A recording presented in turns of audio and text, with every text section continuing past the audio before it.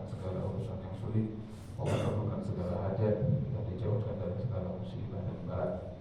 Ala hadhihi niyyah wa ala kulli niyatin shalihah wa ila hadratil nabiyina Mustafa Muhammadin sallallahu alaihi wasallam wa ila musannif hadzal kitab wa masyayikhina wa rusuli afwalina wa kulli man haqqan alaina wa sallallahu alaihi wa khair wa nafa'ani wa nafa'ani ya kulli syarri wa ghair bi sirril Fatihah. A'udzu billahi minasyaitonir rajim. Bismillahirrahmanirrahim. Alhamdulillahi rabbil alamin. Ar-Rahmanir Rahim. Maliki yaumiddin. Iyyaka na'budu wa iyyaka nasta'in. Ihdinas siratal mustaqim. Siratal ladzina an'amta 'alaihim ghairil maghdubi 'alaihim waladdallin. Amin.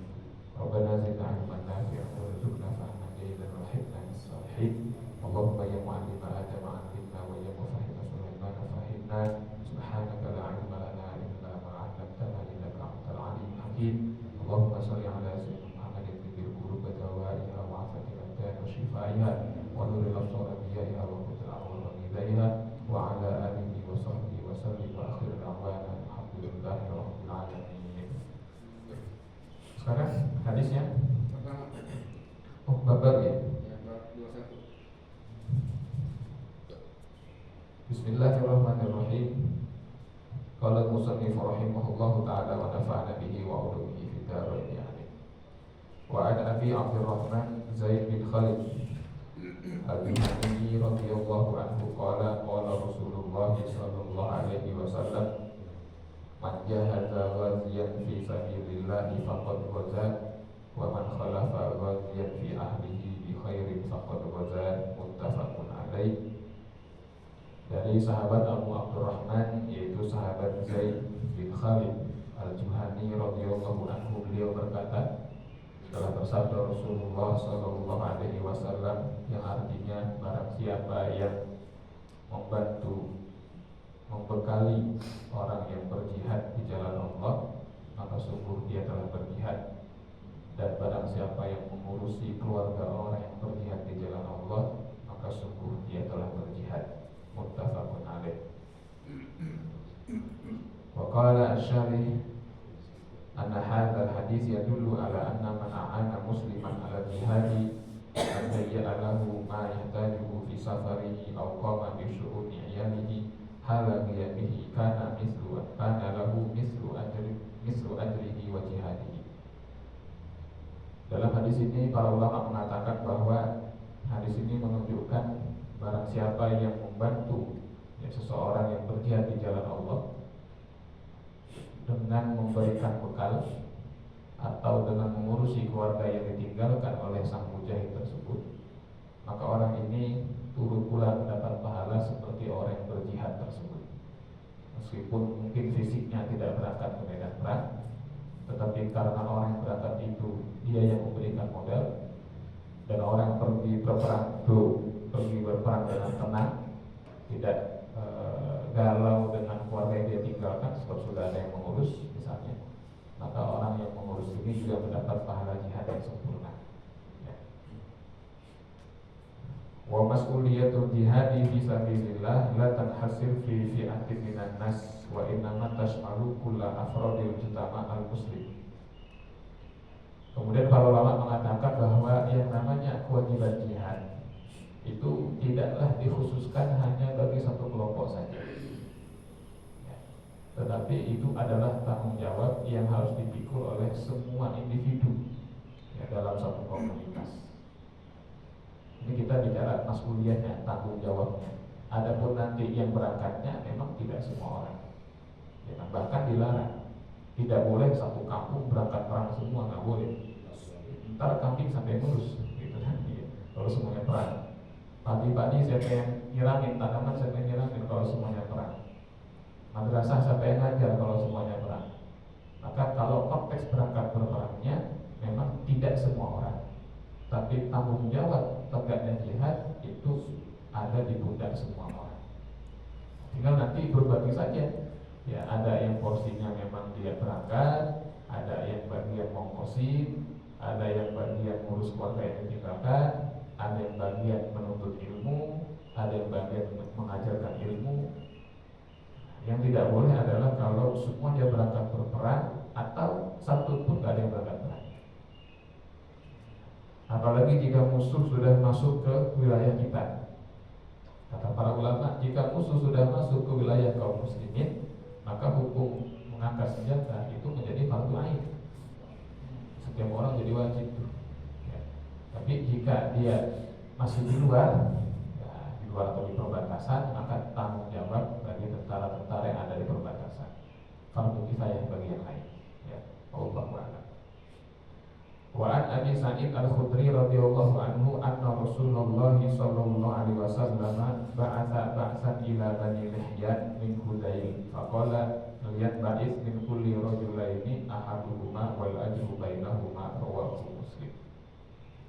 Dari sahabat Abu Sa'id Al-Khudri radhiyallahu anhu, sesungguhnya Rasulullah sallallahu alaihi wasallam mengutus satu utusan untuk pergi ke Bani Lihyan, ya, min Hudayl, dari kabilah Hudayl, ya.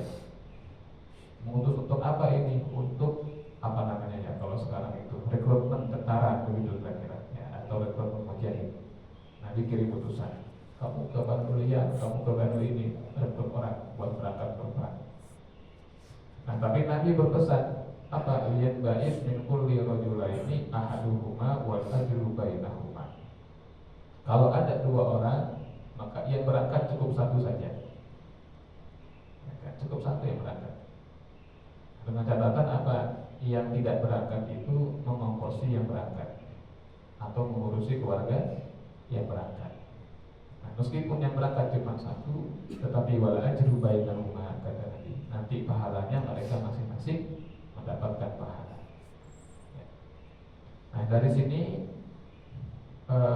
kita melihat bahwasanya Nabi SAW tidak, dalam tanda kutip, tidak memaksa seluruh orang untuk berangkat. Boleh diwakili. Apalagi jika itu satu keluarga punya anak laki-laki 5 misalnya, satu berangkat itu cukup. Walaupun nanti pada akhirnya atau pada prakteknya para sahabat gak kayak gitu. Ya kan? Itu ada satu keluarga punya anak laki-laki 5, berangkat semua, dan 5-5-nya gugur, ya, di medan perang. Tapi yang luar biasanya adalah ketika si ibu itu mendengar berita pertempuran telah selesai, ya, maka dia menunggu di pinggir jalan, menunggu kembalinya pasukan Islam yang tersisa. Lalu dia nanya, bagaimana anak saya si Fulan? Oh, syahid. Si Fulan syahid, si Fulan syahid, si Fulan, anaknya syahid semua. Kata ibu, bagaimana Rasul? Rasul terluka dan Rasul selamat. Kata si ibu tadi, nggak apa-apa anak saya mati, yang penting Rasul selamat. Sampai seperti itu. Padahal sebetulnya satu orang mewakili cukup, tapi ini anak-anaknya mau berangkat semua, ya, dengan ridho dari sang ibu tadi, yaitu dengan ridho dari sang ibu. Kalau si ibu tidak meridhoi, maka seorang anak yang masih punya orang tua tidak boleh berangkat berperang. Wa an Ibnu Abbas radhiyallahu anhuma anna Rasulullah sallallahu alaihi wasallam laqiya rabban birrawha faqala manil qaum qalu al-muslimun faqalu man anta qala Rasulullah farafa'at ilaihi imra'atun sabiyyan faqalat ali hadza hajjun qala na'am wa laki ajrun. Dari sahabat Abdullah bin Abbas radhiyallahu taala anhuma, sesungguhnya Rasulullah sallallahu alaihi wasallam suatu ketika pernah bertemu dengan satu rombongan kendaraan. Nabi berkata kepada mereka, siapa orang-orang ini? Siapa kalian? Mereka mengatakan al-muslimun, kami orang-orang Islam, ya, kami orang-orang Islam. Faqalu man anta, maka bertanya balik, man anta, siapa engkau? Qala, Nabi menjawab, Rasulullah, saya adalah Rasulullah sallallahu alaihi wasallam. Nah, setelah tahu itu adalah Rasul, farafa'at ilaihi imra'atun sabiyyah. Ada seorang perempuan yang mengangkat sobi itu anak bayi, ya, ada perempuan mengangkat bayi, diangkat bayinya. Faqalas, dan dia berkata, si perempuan itu kepada Nabi, ali hadza hajjun, wahai Rasulullah, apakah bayi saya ini ada haji untuknya? Qala, Nabi menjawab, na'am walaki ajrun, ya, dan kalian dan bagimu juga pahala hajinya.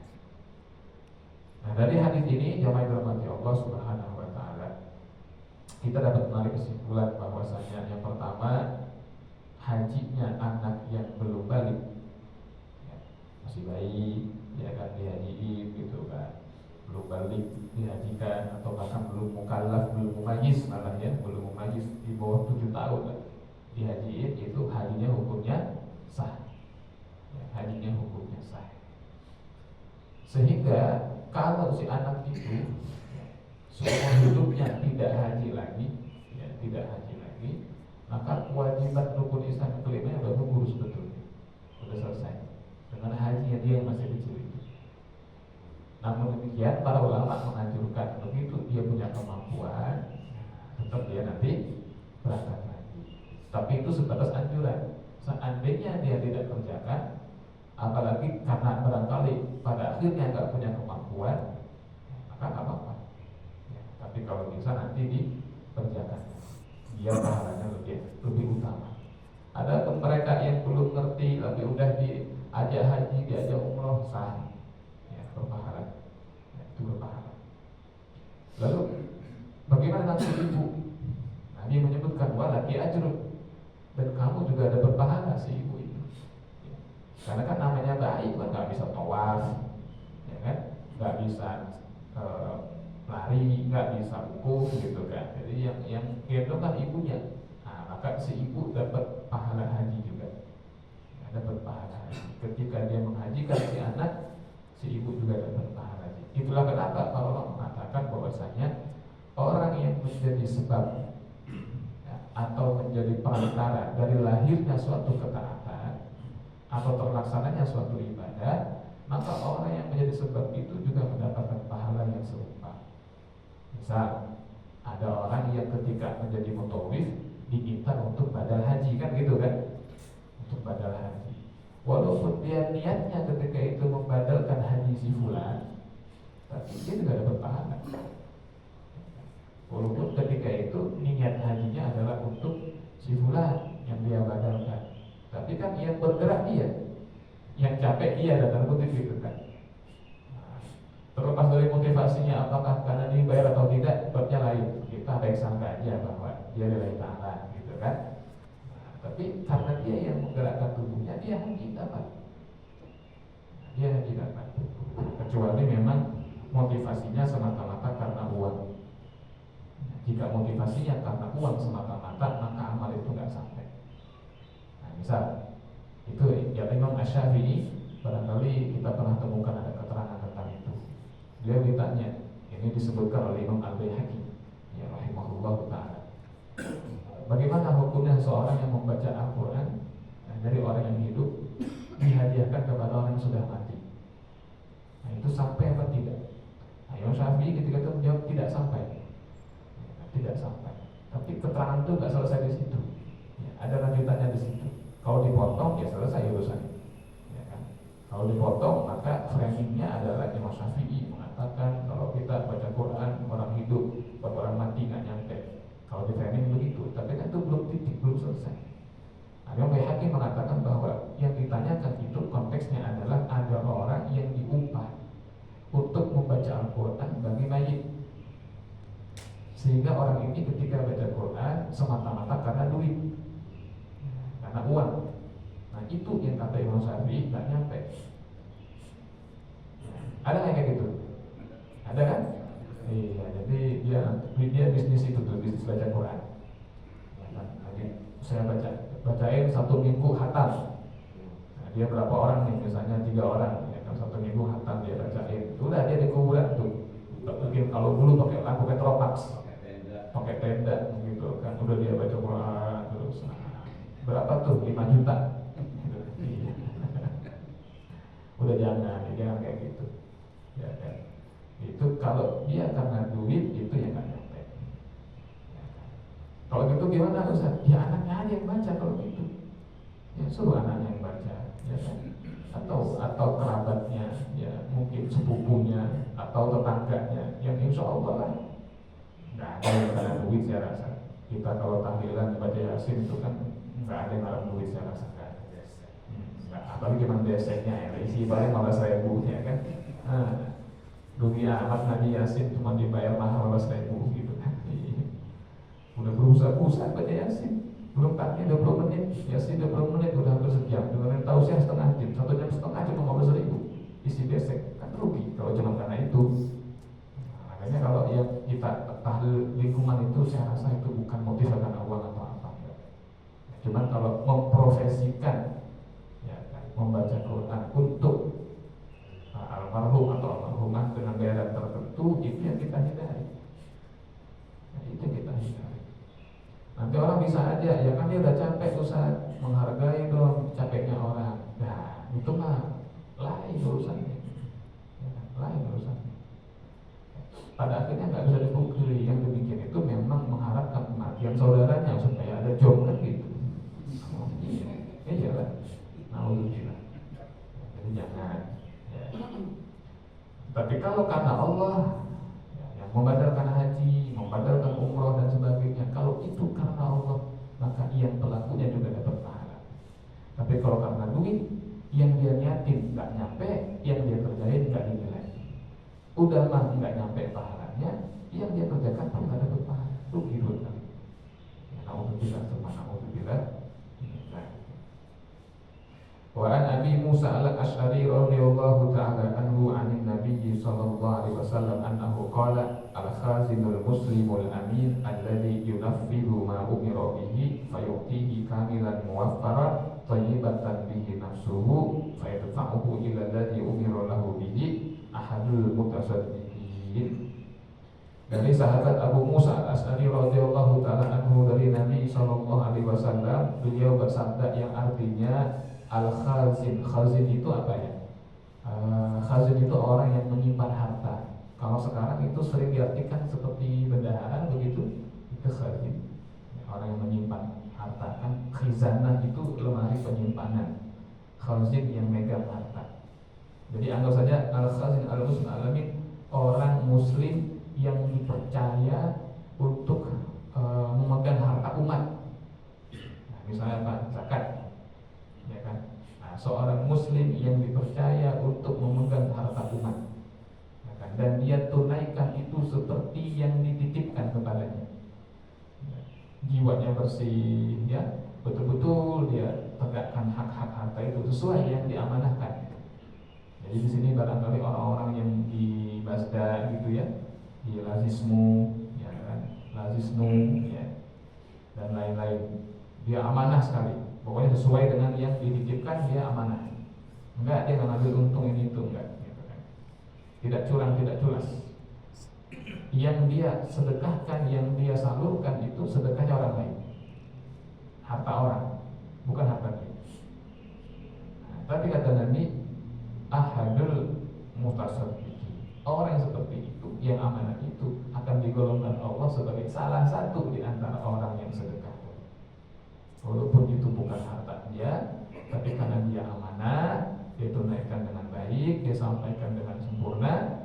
Nah, maka walaupun bukan dia yang sedekah, dia cuma penyampai saja, penyalur saja, tetapi oleh Allah dihitung bahwa dia termasuk orang yang berzakat atau bersedekah ketika itu. Sehingga seluruh keutamaan daripada sedekah dia turut menanggungnya. Nah, makanya kata para ulama, kalau kita bisa jadi orang yang mampu berbuat baik, maka berbuatlah kebaikan. Kalau kita tidak mampu berbuat kebaikan, maka bantu orang berbuat kebaikan. Minimal bantuan kita apa? Menyalurkan atau ngasih info. Nah, sehingga apa? Ada musyarakah, ada persekutuan dalam terjadinya kebaikan tadi. Dan sedikit apapun saham kita pada terjadinya satu kebaikan, itu dihitung pahala oleh Allah Subhanahu wa Ta'ala. Karena pada hakikatnya bukan mustahil ya, tapi sangat sulit kalau seandainya kebaikan itu tidak digotong bersama. Contoh misalnya begini, kalau nggak salah ingat itu ya, itu disebut oleh Imam Al-Faqih Abu Laits As-Samarqandi tentang diantara keutamaan orang fakir. Orang fakir itu memiliki beberapa keramat. Salah satunya adalah al-fakir tabibul ghani. Orang fakir itu adalah dokternya orang kaya. Maksudnya apa di situ? Maksudnya adalah orang kaya kadang-kadang begitu dia sakit, karena dia pengen sembuh, dia ngapain?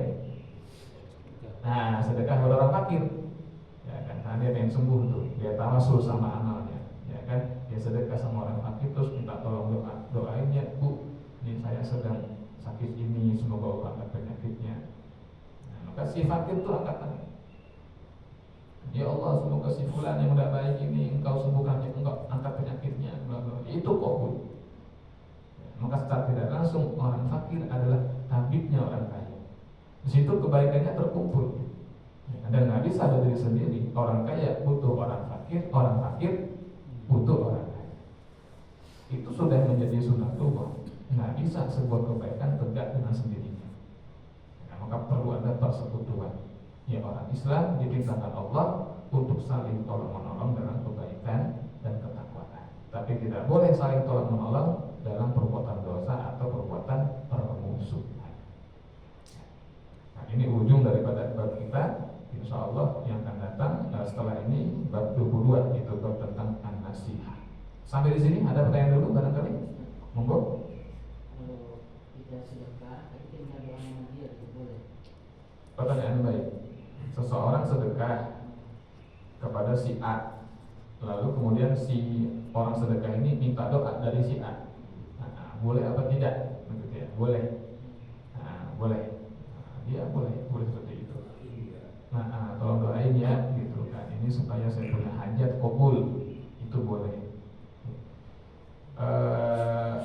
Yang paling cepat, itu semakin jadi sedekah itu ada istilah apa? Zilhajah. Sedekah yang sesuai dengan hajat. Semakin orang itu butuh, semakin sulit dia, dan semakin tepat bantuan kita, maka semakin besar nanti ya fadilahnya, semakin besar. Ada satu orang itu ini kisah nyata, tapi saya nggak sebut nama karena itu termasuk amal yang baik ya. Maksudnya supaya nggak jadi riya bagi yang bersangkutan gitu kan. Itu dia sakit ya, waktu itu sakitnya sakit gigi kalau nggak salah, tapi luar biasa gitu kan. Nah, bertepatan dengan tanggal 10 Muharram ya, tepat sih 10 Muharram, dia panggil dua anak yatim yang dia tahu yatim di lindungannya, ya kan, dia panggil, dia kasih duit masing-masing itu kalau nggak salah 50.000 atau 100.000 gitu. Sekadar ya, tolong angkat tangan kamu sekarang, doain supaya Allah sembuhkan penyakit saya gitu. Angkat tangan, sore sembuh ya, sembuh udah sampai nggak tahu kalau sekarang ya gitu kan. Tapi pada saat itu luar biasa, udah ke dokter ini dokter itu, nggak ada solusi. Jadi sedekah itu memang luar biasa. Minta doa kepada yang kita sedekahin itu boleh ya, makanya yang utama kepada orang-orang yang soleh ya kan, orang yang sholat, anak-anak yang belum ada dosa, yang doanya cepat kabulnya. Berarti karena kasih uang? Hah? Kasih uang boleh berdoa? Oh enggak juga. Iya.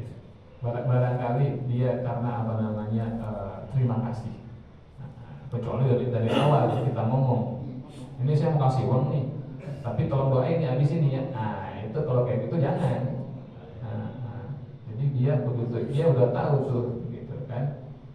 Dia udah tahu tuh, kasih dulu aja, kasih Pak ini ada sedikit rezeki yang saya bagi, gitu kan. Udah begitu udah nerima, udah halal, gitu kan. Kalau berkenan tolong doain ya supaya semuanya lancar.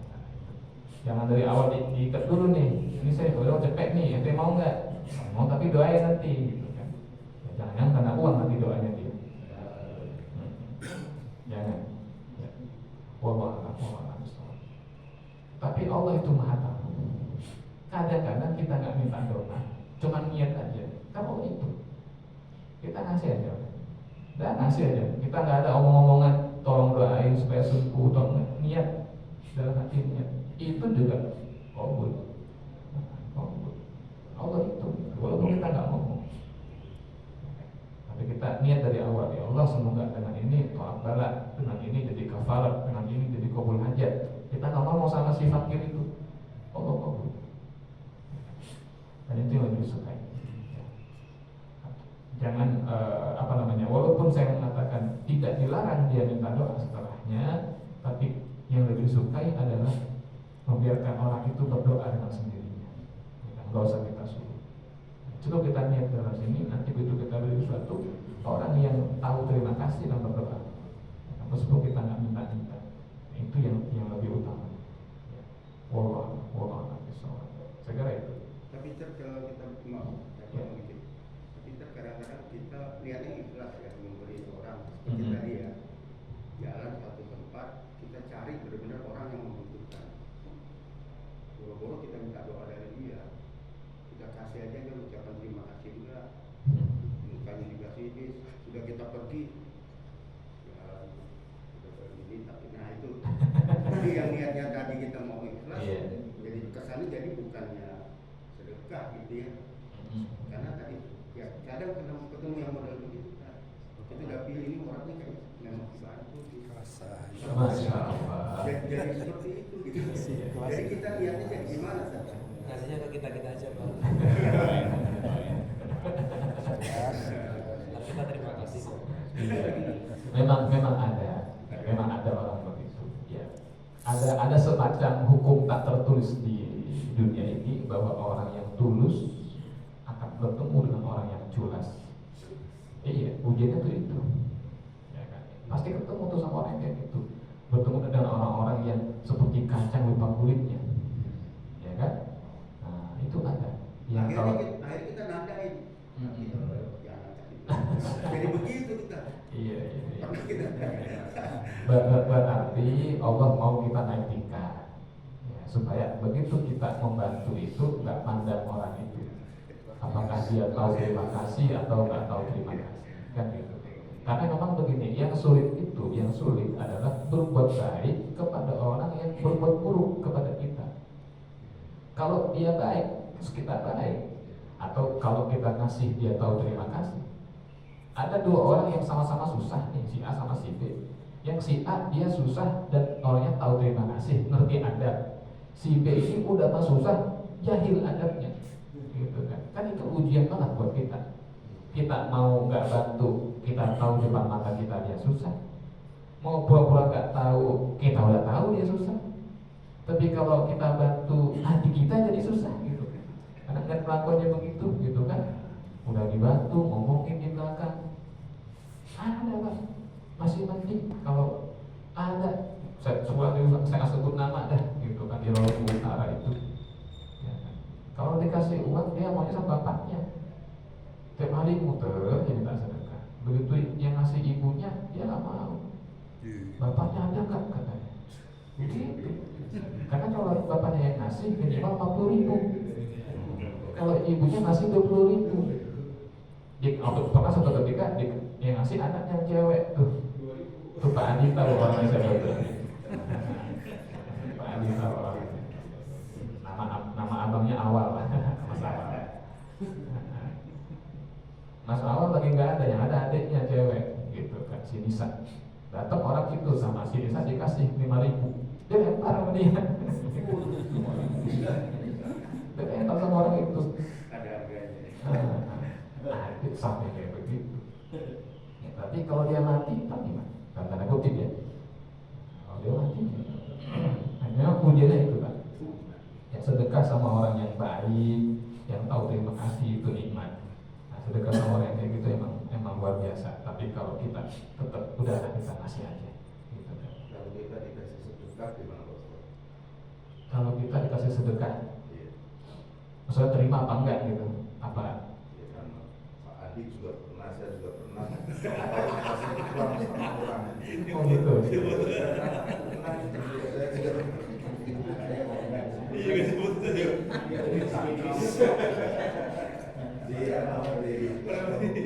waktu haji, Adik juga pernah cerita.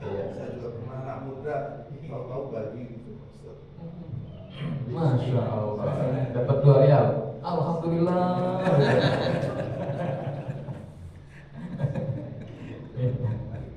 Pertanyaan baik. Kalau orang membagi sedekah secara random, ya terima aja. Ya kan? Terima aja, random ya, random itu kita lagi jalan, kita mau ke Masjidil Haram nih. Ada orang di pinggir jalan, kita kan nggak dari hotel sengaja ngajak ke situ. Kita lagi jalan, tahu-tahu ada orang yang langsung haji gitu. Ya udah terima aja. Tapi, nah, kalau itu dikhususkan, jangan datang. Saya terakhir ke sana begitu, pagi-pagi habis dari Haram kita mau balik, ada yang teriak di sebelah kiri, ya, di sebelah kiri Zam-Zam Tower itu ada yang teriak gitu kan, masakin gitu kan. Iya. Untuk orang miskin maksudnya, dia mau bagi-bagi kayak apa namanya nasi paket gitu kan. Orang antri tuh ngantri gitu kan. Orang yang ngerti kan, itu ada kok tuh ngantri pembagian nasi gratis gitu kan. Tapi kan dari awal dia nyuruhnya untuk orang yang miskin. Tapi kalau kita ngantri, Allah kasih label miskin, repot urusannya nih gitu kan. Jadi miskin betul nanti pulang-pulang gitu kan. Jadi kalau kayak gitu jangan, sama kayak bansos ya. Jika diperuntukkan untuk orang miskin dan kita menerima itu, ya mungkin terima saja, tapi salurin lagi begitu. Kalau kita bukan golongan yang miskin. Tapi kalau random aja gitu kan, ada orang yang ngasih gitu ya kita terima aja. Nah, random gitu kan, kita nggak ngantri kan. Nah, emang itu nyamperin kita, dan terima aja nggak apa-apa. Kita salurin lagi loh. Iya, kalau yang bukan hak kita, kita salurkan lagi. Takutnya kalau kita tolak, dia mental ke orang yang gak nyalurin, repot urusannya. Ya kan? Jadi kita terima, habis kita salurin. Kalau itu bukan hak kita. Ya, yang jelas kalau orang Islam, dia selain ahlul bait Nabi SAW itu boleh menerima sedekah. Ya boleh, ada orang ngasih sedekah boleh menerima. Tapi kalau kita tergolong ahlul bait, ya para habaib, para syarifah dan syarif itu nggak boleh dia terima sedekah.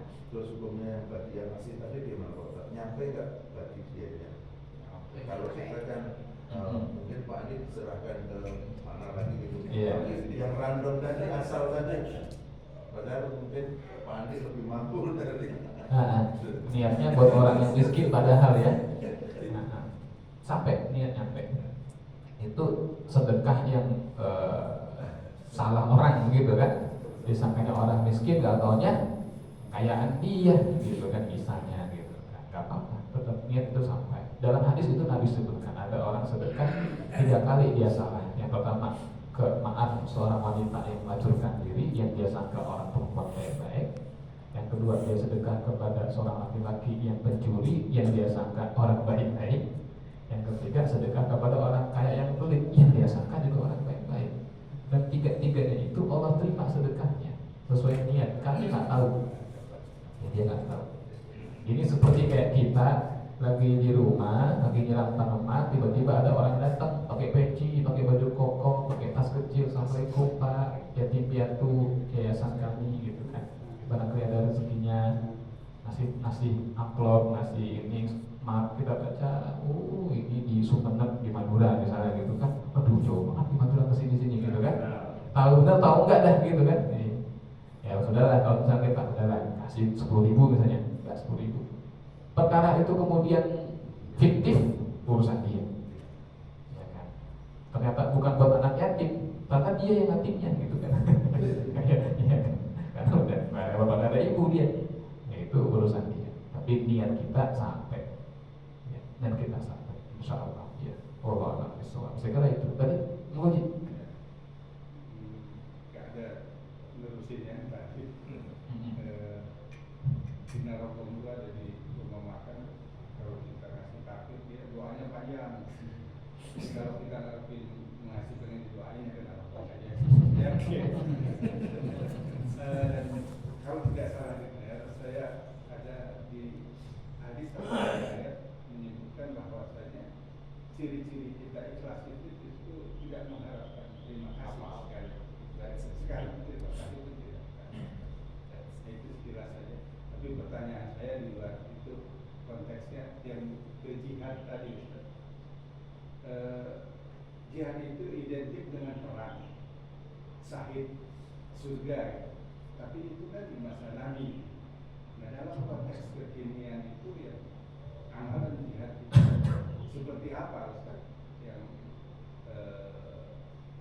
ya artinya sepadan lah itu sekalian dengan ya saya mau jihad apa gitu. Barangkali pergi lu sono Palestina gitu. Iya. Kan kasarnya kan seperti itu. Ya dalam konteks kekinian jihad itu implementasinya seperti apa? Pertanyaan baik. Yang pertama tadi benar bahwa orang yang di antara ciri orang yang ikhlas betul adalah mereka yang tidak mengharapkan pujian manusia, sanjungan manusia ketika beramal. Ya. buat dia mau disanjung, diucapin terima kasih atau mau dicela, ya itu enggak ada soal buat dia. Dia disanjung nggak akan terbang, dia dicela nggak akan tumbang, tetap ya sedekah, gitu kan? Anies Baswedan, gitu ya. Jadi politik gitu. Itu diantara ciri ikhlas, ya kan? Dan mengungkit-ungkit pemberian karena orang itu reaksinya tidak seperti kita harapkan, itu dapat membatalkan pahala sedekah kita. La tubtilu shadaqatikum bil manni wal adha. Ya kan? Ada dua orang berantem, terus kata yang satu, dulu kamu ketika susah saya bantu, nah gitu. Nah pada saat itu lewatlah seorang ulama besar, yaitu Imam Hasan Al-Basri lewat. Itu lagi berantem, beliau lewat, langsung berhenti, terus dia salaman sama yang ngomong tadi, selamat kamu sudah menghilangkan pahala kamu, begitu. Iya gitu ya. Ujian banget kan gitu kan, membantu orang yang benar-benar itu air susu dibalas, air tuba sebaskom gitu kan. Bukan lagi setitik atau nila enggak gitu kan. Sebaskom air tubanya. Itu luar biasa. Begitu disebut, hilang pahala kita. Jadi jangan ya, mau dicela, mau dipuji, udah bukan itu yang kita cari. Yang kedua jihad. Jihad itu kalau kita lihat di dalam Al-Quran, wajahidu fillahi bi amwalikum wa anfusikum. Berjihadlah kamu di jalan Tuhanmu dengan harta kamu dan dengan nyawa kamu, dengan jiwa kamu, dengan diri kamu. Ya, jadi ada jihad dengan harta, ada jihad dengan diri. Jihad dengan harta artinya membelanjakan sebagian daripada hartanya itu untuk kepentingan agama. Dan itu juga dianggap jihad karena jihad itu perlu kesungguhan, perlu tekad yang kuat. Jadi ada yang mengatakan kalau kita mau sedekah, ya, mau sedekah, itu ada pintu-pintu cobaan. Dari mulai pintu beli, pintu cinta harta, pintu masih pengen kaya, pintu tamak, ya kan, sampai nanti ada pintu-pintu pasangan, ya kan, pertimbangan anak, istri dan sebagainya. Itu tuh. Jadi orang sedekah itu, apalagi jumlah yang besar, itu luar biasa. Meskipun nanti kita nggak bicara jumlah dalam tanda kutip, tapi lebih kepada mujahadahnya atau presentasi yang dia miliki dan lain-lain. Nah, jadi berjihad dengan harta itu masih tetap relevan sampai dengan sekarang. Pun berjihad dengan jiwa. Nah, berjihad dengan jiwa itu nanti terbagi dua. Ada menyebutkan jiwa di situ adalah nyawa. Ada yang mengatakan jiwa nanti juga ada, yaitu kejiwaan. Kalau jiwa dalam arti nyawa berarti peperangan fisik, di mana taruhannya kita bisa kehilangan nyawa. Tapi kalau mengurusi kejiwaan berarti jihad melawan hawa nafsu. Kalau konteks sekarang di Pondok Hijau, ya maka dua yang relevan, yaitu dengan harta berjihadnya, dan yang kedua adalah memerangi hawa nafsu. Adapun yang dengan mengorbankan nyawa, ya sekarang nggak seperti itu keadaan di negara kita.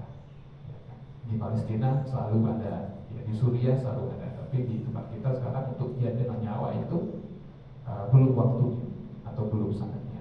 Namun jihad dengan harta dan jihad melawan hawa nafsu, inilah jihad yang lebih besar. Ya, ini dalam sebuah hadis yang walaupun dhaif, gitu kan, itu Nabi pernah menyebut setelah pulang dari perang Badar. Kata beliau, raja'na minal jihadil asghar ilal jihadil akbar. Kami sekarang pulang dari jihad yang kecil menuju ke jihad yang besar. Kata sahabat, jihad apa yang besar ya Rasulullah?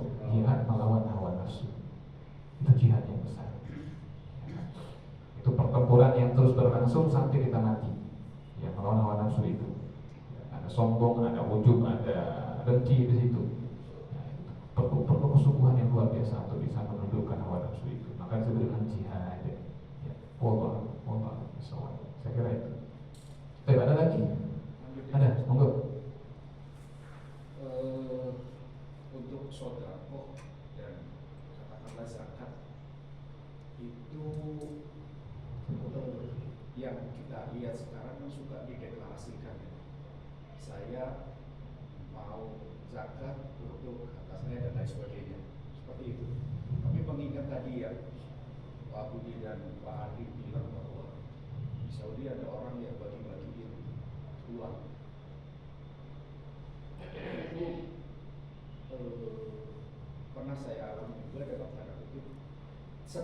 itu saya cari tahu kenapa orang jam segini kok bawa uang begitu banyak dibagi-bagikan. Saya menerima dan saya lihat memang jumlahnya hampir setengah gaji saya waktu itu. Sehingga saya nanya sama orang lain yang kebetulan pas bareng, saya nanya, ini apa sih kayak begini? Rupanya mereka itu cari mustahik itu susah. Cari mustahik itu sudah sangat susah. Sehingga tengah malam mereka suka keliling bawa uang dan dibagi-bagi se-feeling dia aja. Kita nggak tersinggung karena pasti itu bukan caleg. Satu. Bukan dari caleg partai tertentu ya. Pasti itu bukan caleg. Dan itu sedang cari mustahik. Nah pertanyaannya, berarti tidak usah dideklarasikan ya? Artinya tidak perlu ada ijab kabul bahwa ini saya serahkan zakat mal saya untuk ada perlu ijab kabul nggak sih dalam hal ini? Terima kasih. Baik, pertanyaan baik. Yang pertama, kalau judulnya zakat, ya kalau judulnya adalah zakat, mau zakat fitrah, mau zakat mal, zakat barang temuan, ya rikaz, zakat ternak dan tanaman, ya pokoknya kalau judulnya zakat maka harus ke mustahik. Ya, kalau zakat judulnya harus ke mustahik. Jadi nggak boleh kita zakat ke orang kaya, itu nggak boleh. Nah, barangkali, tapi ini baru barangkali, gitu kan, barangkali ada orang yang memandang bahwa orang-orang yang sedang melaksanakan ibadah umroh itu sebagai musafir fisabilillah, barangkali nih, ibnu sabil, ya kan? Barangkali kalau kemudian dia bilang ini zakat saya, terus dikasih ke kita, barangkali karena kondisi kita ketika itu oleh dia dianggap sebagai ibnu sabil atau musafir fisabilillah. Barangkali itu tuh ya kenapa dia ngomong ini zakat, gitu kan. Kalau sedekah itu kepada orang kaya juga boleh. Kalau sedekah nggak bebas, sedekah itu nggak harus ke fakir miskin, ya kan? Sedekah ke orang kaya, sedekah ke orang pejabat itu nggak ada soal. Yang mengatakan ini zakat itu bukan orang itu sebenarnya. Saya nanya sama orang lain yang mungkin tahu case kayak begini gitu. Ya. Jadi orang yang bagi-bagi itu bagi-bagiin aja nggak ngomong apa-apa. Bahkan waktu dibagikan pun saya nggak lihat. Tiba-tiba ada dan saya lihat ada orang nyeret sesuatu. Iya. Jadi barangkali itu hadiah atau sedekah. Karena ada orang yang gini, Pak, ada orang yang memang dia sengaja ngumpulin duit, ya kan? Terus dia berangkat ke tanah suci.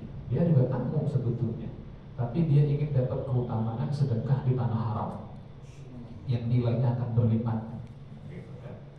Jadi sebenarnya bukan orang yang kaya bagaimana, tapi dia emang sengaja ngumpulin, dia pengen sedekah di tanah haram karena mencari tanahnya ini, tempatnya yang melipat gandakan dan dalam kutip fadilah atau berkah tanah itu amal dilipat gandakan sehingga dia sedekah.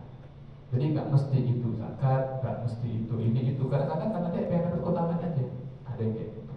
Pun seandainya ada yang bilang itu zakat, barangkali karena bapak digolongkan sebagai musafir fisabilillah, barangkali begitu ada yang bersangkutan, gitu kan, barangkali. Yang kedua, apakah kalau kita memberikan zakat atau sedekah itu harus pakai ngomong-ngomong, gitu kan, atau bagaimana? Enggak sih, kan itu kan niat sebetulnya, ya kan. Ada beberapa orang yang ketika dia mau bayar zakat fitrah itu dia nggak ke masjid, nggak ke panitia zakat, tapi dia langsung misalnya mohon maaf kepada pembantu rumah tangganya misalnya, ya dia tahu secara ekonomi kurang, gitu kan. Jadi begitu Ramadan dia kasih beras, dia naikin zakat, ditambah sirup, ditambah telur, ditambah ini, terus mbak ini, ya kan, buat mbak sama keluarga. Udah dia ngomong gitu doang, dia nggak ngomong zakat ini itu enggak, itu jadi sah. Ya kan? Jadi nggak mesti kalau kita kasih zakat kita bilang ini zakat dari saya, atau kalau sedekah ini sedekah dari saya, atau kalau hadiah ini hadiah dari saya, nggak mesti gitu, ya kan? Kasih aja, boleh, ya kan, kasih aja nggak apa-apa. Kecuali kita punya amanat. Nah, kalau punya amanat harus ngomong.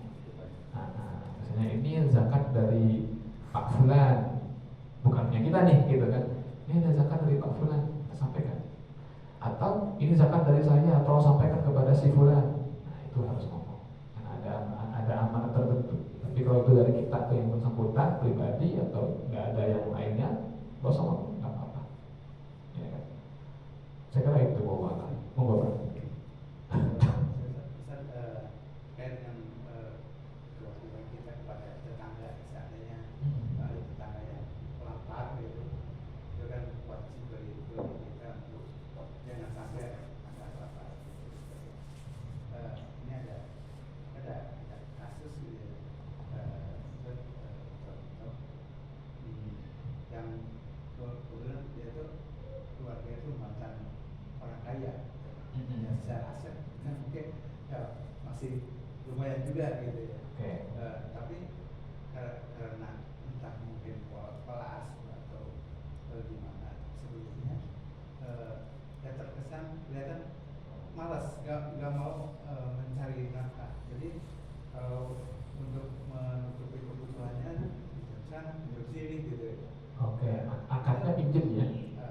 Ya, pinjam, tapi kan dengan begitu berarti kita tahu bahwa dia itu perlu untuk makan.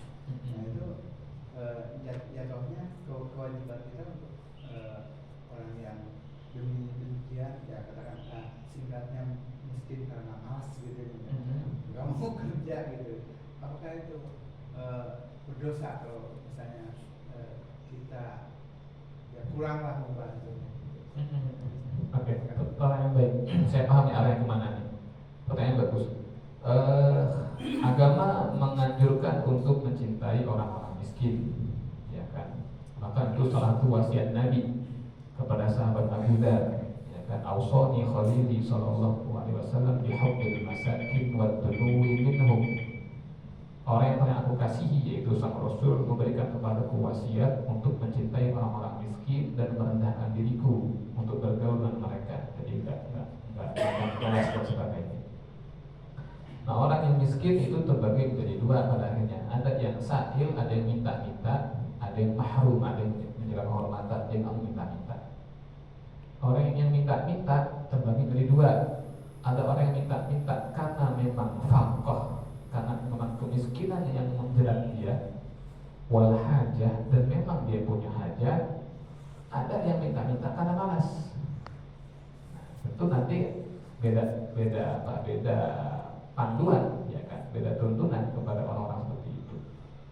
Orang-orang yang meminta-minta atau menggantungkan hidupnya dengan cara meminta-minta kepada orang lain, padahal dia masih punya kemampuan untuk mengerjakan sesuatu. Orang-orang ini adalah orang-orang yang akan dibangkitkan Allah di padang mahsyar dengan keadaan yang paling hina. Kalau beberapa hadis itu menyebutkan dalam keadaan mukanya itu nggak ada kulitnya. Itu gambaran dari keburukan yang luar biasa. Ya, sama sekali nggak punya kehormatan. Itu satu. Dan yang kedua, Nabi mengingatkan bahwa sedekah itu, ya, gambaran kutip. Ya, ini kita bicara konteks ya, tidak secara umum. Sedekah itu adalah penyakit. Apa maksudnya? Orang yang kaya atau orang yang punya duit terus dia sedekah, maka yang dia keluarkan itu penyakit. Yang ini jadi bersih, yang itu kotor, yang dia jadi kotor gitu kan.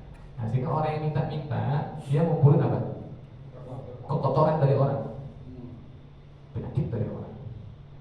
Bisa nanti berpengaruh ke badannya, bisa ke hatinya, bisa ke akalnya, bisa ke jiwanya, bisa ke agamanya. Tapi bukan berarti dari sini kita nggak terima sedekah, enggak. Karena kan kita bukan peminta-minta gitu. Konteks tadi itu, karena itu kita bicara orang yang minta-minta. Nabi ingatkan itu bukan nikmat yang besar, itu bukan kebanggaan kamu dapat itu penyakit dari orang. Orang si kaya tadi ngasih doa sembuhkan saya, sembuh kan ente jadi maharnya kan gitu. Bahasa kasar begitu. Nah, maka kalau dia males tuh, yang males tuh itu jadi penyakit tuh. Jadi penyakit. Adapun yang bukan minta-minta, nggak ada soal, udah kan aman kan? Ini konteksnya adalah kalau orang itu minta-minta karena malas, yang dia kumpulkan adalah penyakit dari orang-orang yang memberinya. Nah, itu. Nah, masuk money laundering. Nyambung aja. Kota haji bukan ya? Bukan kota haji, bukan kota haji.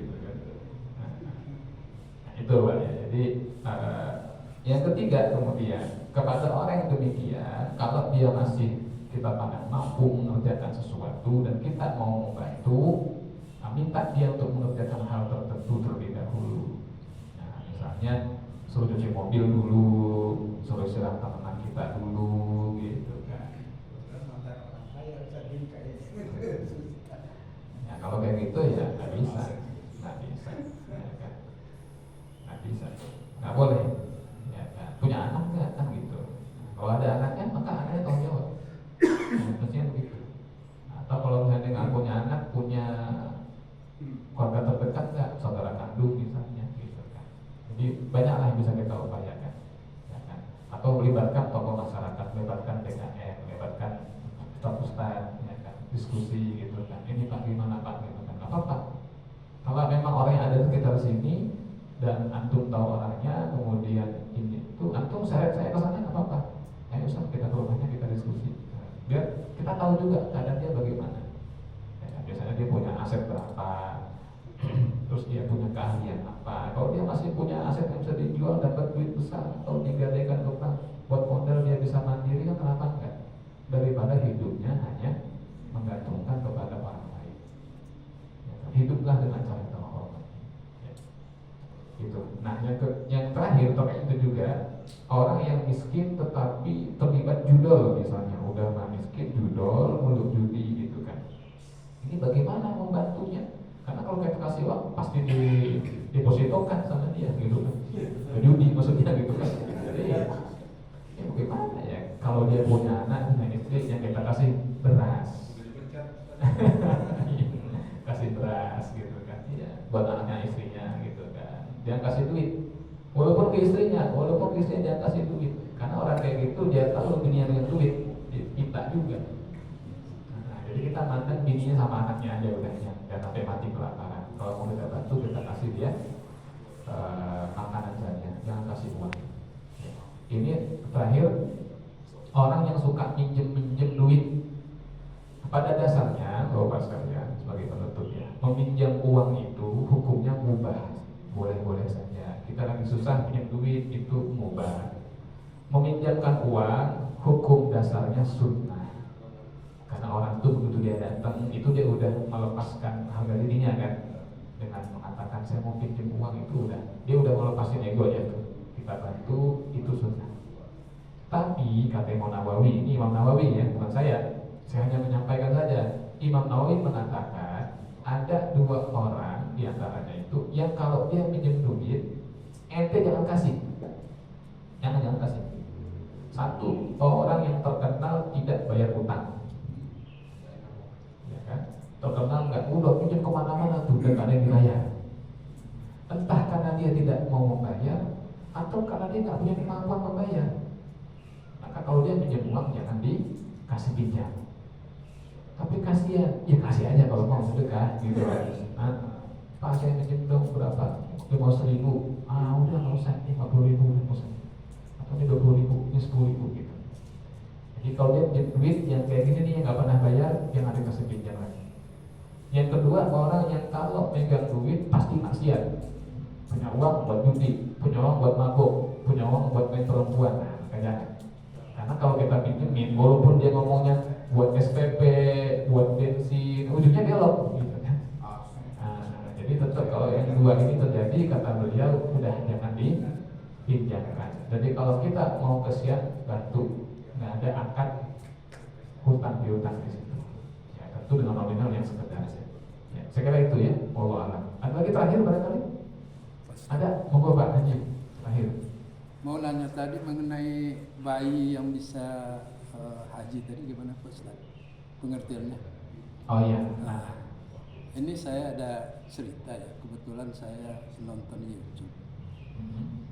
Ibunya selebgram yang terkenal ya. Kebetulan si ibu hamil menunaikan ibadah haji hamil 6 bulan. Lahir sampai besar menikah kan. Nah, ketika menikah itu KUA-nya kami menyebutkan nama mempelai pria. Mempelai pria. Nah kebetulan udah disebutkan nama aja, si ibu protes, wah ini udah haji katanya. Hajinya ketika saya hamil 6 bulan gitu. Nah, ini kolerasinya mengenai bayi dengan umur 6 bulan di kandungan, kan seolah-olah kan bayi 6 bulan kan sudah dikasih nyawa. Nah, kebetulan si ibunya yang haji. Lalu gimana itu Pak Ustaz? Tapi ini di YouTube apa kebenarannya enggak, saya juga belum tahu. Tapi banyak netizen yang mengatakan, oh pokoknya negatif lah. Haji, iya, haji dalam kandungan aja sampai protes gitu. Iya. Saya terus terang nggak tahu berita itu ya. Tapi oke Pak, begini. Jadi tadi yang masalah kok bayi sudah haji, jadi itu bayi udah lahir tuh. Dia udah lahir, dibawa sama ibunya pergi haji, itu bayinya dibawa, gitu kan, dibawa, gitu kan. Ketika ibu yang tawaf, dia dibawa tawaf, ibunya wukuf, dibawa wukuf. Jadi begitu si ibu nanya, apakah anak saya sudah dapat pahala haji? Kata Nabi, sudah, dan bagi engkau juga ada pahala haji. Namun kata para ulama, begitu si bayi itu nanti sudah dewasa, tetap dia dianjurkan untuk berhaji kembali, gitu kan. Karena yang tadi itu dianggap dia ya haji belum ngerti, gitu kan. Jadi tetap dianjurkan dia untuk berangkat lagi. Nah, adapun yang dikatakan di dalam kandungan tadi itu sebetulnya barangkali hanya bahasa sebetulnya ya, hanya apa ya? Ya hanya basa-basi lah, lipstick aja lah, gitu kan. Kayak misalnya begini, kita bertugas itu antar pulau misalnya. Ada satu orang itu yang dia itu kerjanya pindah-pindah. Jadi dia dinas di Aceh, lahir anak pertama. Pindah tugas ke Makassar, lahir anak kedua, gitu kan, kayak gitu-gitu. Nah, terakhir pindah tuh ke Kalimantan. Nah, begitu pindah ke Kalimantan itu sudah dalam posisi hamil anak yang ketiga, lahirlah di Kalimantan, gitu kan. Lalu kata si bapak, ini anak saya ini, ya kan, dari kandungan udah dari Makassar ke Kalimantan misalnya, gitu kan. Itu bahasa saja, bukan dalam arti yang sebenarnya. Jangan-jangan kayak gitu tuh, jangan-jangan si ibu tadi butuh mengatakan, ini udah haji ini. Maksudnya tuh basa-basi, cuman si ibu nanggepinnya serius. Bahkan dia dengar dari orang, gitu kan, wah ini berarti anak ibu sudah haji nih, gitu kan. Nah, dalam kandungan, sama dia tidak serius, sehingga kemudian dia menuntut agar penyebutan hajinya disebut. Penyebutan gelar haji itu nggak ada masalah sebetulnya, ya, nggak ada masalah, boleh. Ya, kan? Dan orang kita dari dulu udah biasa kalau orang pulang haji dipanggil haji. Itu Buya Hamka emang apa artinya? Haji Abdul Malik Haji Abdul Malik Karimullah. Ya kan, bapaknya Haji Rasul, ya kan. Jadi dulu nih banyak tuh, ada haji miskin, gitu kan, ada haji jambe, banyak disebut haji itu biasa zaman dulu itu. Kalau orang sudah pulang haji, tapi kalau emang masih di kandungan, gitu, ya jangan, gitu kan. Cuma istilah aja tuh, coba nenangin aja, gitu kan. Sama kayak kita punya istri kalau hamil umroh, begitu lahir, wah ini udah umroh nih, gitu, nyenengin aja gitu loh. Bukan berarti dia sudah dapat pahala umroh yang gimana, enggak. Ya kan? Saya kira itu. Ya. Mungkin karena itu konten dia banyak followersnya gitu.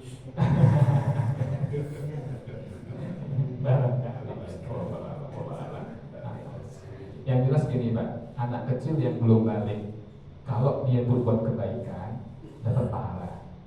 Siapa itu? Anaknya dan orang tuanya. Jadi bapaknya cucu nih, cucu bapak ajak ke masjid buat sholat, cucu itu dapat pahala. Walaupun baru 5 tahun, 4 tahun, dapat pahala kebaikan. Si bapak juga dapat pahala, si kakek juga dapat pahala yang ngajak. Tapi kalau anak belum balik berbuat dosa, maka nggak dosa.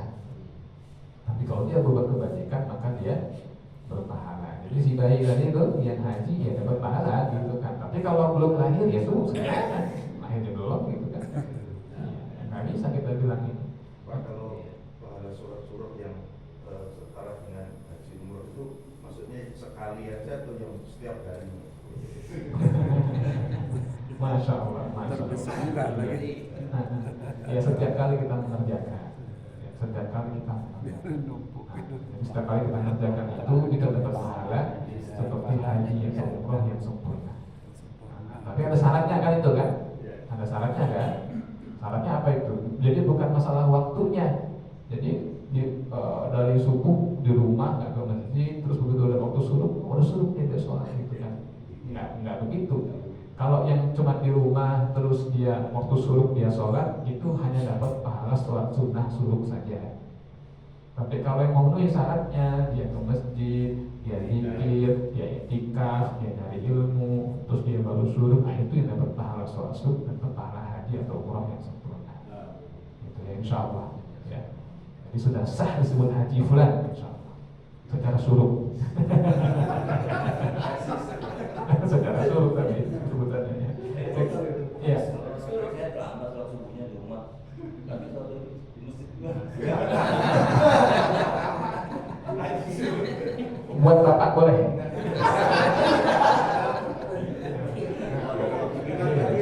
Hah? Khususan. Saya udah calling orang dalam aman.